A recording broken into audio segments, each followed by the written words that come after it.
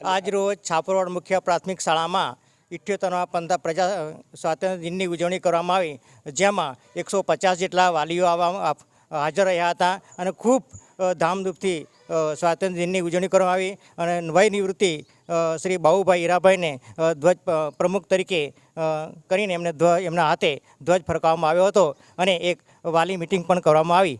વજયસિંહ બારિયા, છાપરોડ. આજ રોજ છાપરોડ મુખ્ય પ્રાથમિક શાળામાં સ્વાતંત્ર્ય દિનની ઉજવણી કરવામાં આવી, જેમાં ગામમાંથી ખૂબ જ મોટી સંખ્યામાં વાલીઓ તેમજ ભૂતપૂર્વ વિદ્યાર્થીઓ હાજર રહ્યા અને ખૂબ જ રંગેચંગે સ્વતંત્ર પર્વની ઉજવણી કરવામાં આવી. અને ત્યારબાદ છાપરોડ મુખ્ય પ્રાથમિક શાળામાંથી મને ધ્વજ પ્રમુખ તરીકે નિમણૂક કરવામાં આવી અને